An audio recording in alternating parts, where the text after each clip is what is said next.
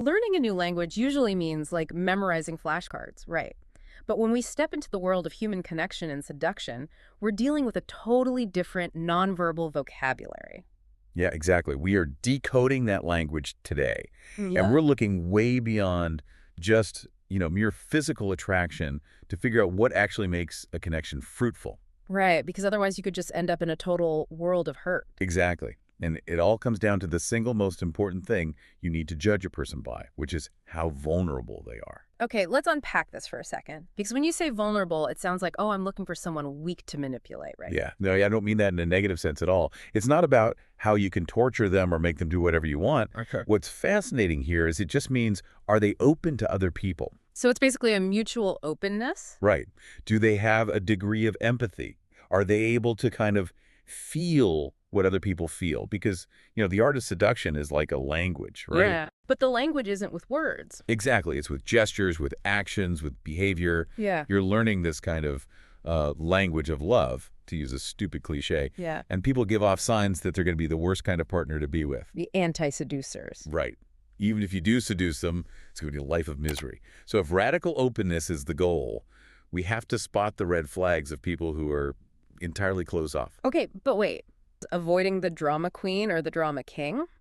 But isn't someone who dresses wildly and has these crazy ideas really exciting at first? Oh, they appear very exciting to you. Wow, you think this woman is kind of crazy or this guy is all over the place. A relationship with him will be lots of fun. Yeah, it draws you in. But no, they're a raging narcissist. They love stirring up all kinds of needless drama around them. Oh, wow. So it's just an illusion. It is. And once you get involved, they're going to get your emotions entangled with them, like little hooks inside of you. Yeah. You're going to be bleeding from them, and then they'll pull away. That sounds exhausting. And then the hooks get inside of you again. And years go by, and you just get sucked into their dynamic.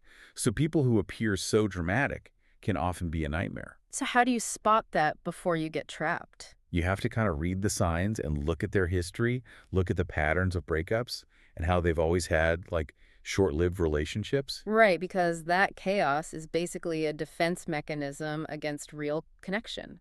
What about the other red flags? Like how someone handles a dinner bill? Oh, yeah, the ungenerous. If a Okay. person won't go the extra mile or spend a little more for a dinner or something, that shows somebody who's kind of closed inside. Because it's not really about the money, is it? Not at all.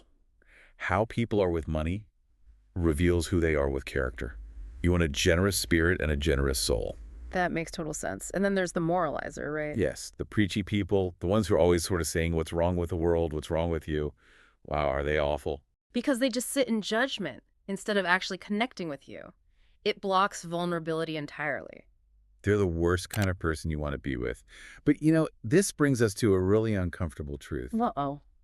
Sometimes the person blocking the connection isn't the other person. It's us. I mean, I know a lot of people who just panic and talk about themselves constantly because of their own nerves. Yeah, a lot of people struggle with this. They're in a bar meeting someone for the first time, and they're thinking, what should I say in this situation? How do I look? Right, you're just nervously rehearsing your next line. Exactly.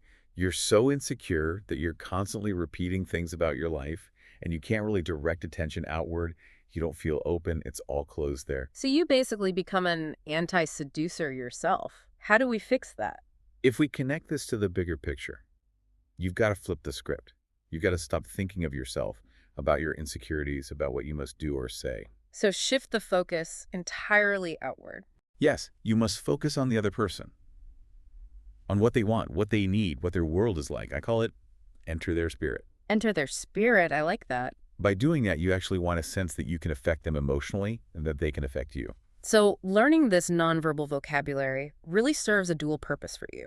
It acts as a radar system to protect you from those toxic relationships with little emotional hooks, while also forcing you to become a vastly more empathetic presence. It cultivates the exact openness you want in a partner. Which is incredibly powerful.